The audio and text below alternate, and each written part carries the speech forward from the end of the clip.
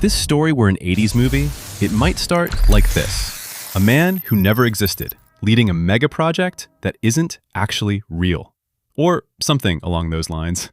Today, I'm stepping a bit outside the channel's usual content, but you'll soon see why. I stumbled down a rabbit hole so bizarre and entertaining that I just had to share it with you guys. So, let's dive in. It all started a few days ago when I noticed a sudden spike in views on one of my older videos. A video that, honestly, makes me cringe a bit now because the quality is, well, let's just say I've improved a lot since then. I had no idea why the algorithm was suddenly pushing it, so I did a little digging. A quick search led me to a guy named Raphael J. Chrysler, who had apparently launched a massive project to rebuild the World Trade Center Twin Towers right here in Chicago, only this time using modern, eye-catching materials. This news had actually picked up some traction in a few media outlets, and the project even has its own elaborate websites. At first glance, everything looked somewhat normal, except for a few glaring technical details. Minoru Yamasaki, the architect behind the original Twin Towers, was absolutely obsessed with efficiency. The real magic of the original WTC wasn't just giving those massive gray blocks a sense of elegance. It was that they represented a structural milestone in generating usable floor space per foot of height. To achieve this, he used a technique that was highly uncommon at the time for a project of that scale, moving the load-bearing structure out to the exterior facade. This tube-in-tube concept actually has deep roots right here in Chicago, pioneered by the legendary Fazlur Rahman Khan with buildings like the John Hancock Center.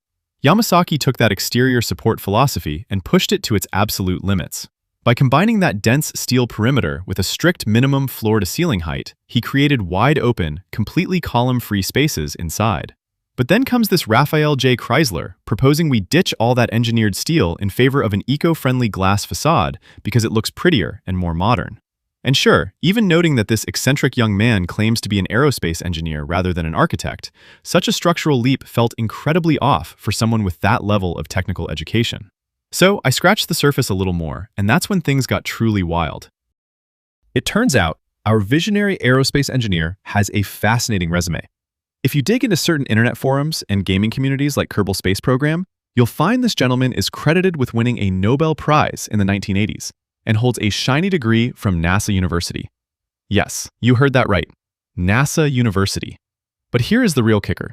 Even the more grounded biography you can find on his elaborate official websites, the one claiming he is a university student in the UK who got inspired by watching Home Alone 2 and started designing in Minecraft, is almost certainly just another layer of a massive internet roleplay. The truth is, we have absolutely no idea who is actually sitting behind the keyboard crafting this lore. There are no load studies. There are no billionaire investors. There is no master plan to rewrite the Chicago skyline. It's a hyper-detailed fictional universe, an intricate digital mockumentary that the internet algorithm chewed up and spat out as viral news. At this point, I had two options: close the tab and move on, or have a little fun with it. And since I already had my 3D models of Chicago loaded up, why not see what happens? I took that conceptual silhouette, applied the famous modern eco-glass, and dropped it exactly where proposed, right next to some old friends of the channel like the Willis Tower and the John Hancock Center.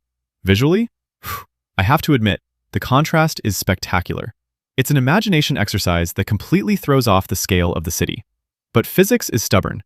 If you strip away Yamasaki's steel exoskeleton from a 1,500-foot giant and replace it with a glass curtain wall, you are going to need a central concrete core so monstrously huge just to keep the Lake Michigan winds from snapping it in half, that inside, you'd barely have enough room to put a coffee machine between the elevators and the window. A marvel to look at? Absolutely. But an absolute nightmare for engineering. So, while this World Technology Center might just be a fascinating piece of internet fiction, the physics behind building a mile into the sky are very real. If you want to see real, structurally accurate mega projects brought to life, you can binge our completed series placing the massive Jeddah Tower in cities around the world. Follow our brand new global tour featuring the colossal Abraj Al Bait, and subscribe for our future deep dive into Frank Lloyd Wright's legendary mile-high vision, the Illinois. Let me know down in the comments what you think of this whole internet rabbit hole. Thanks for watching, and I'll see you in the next one.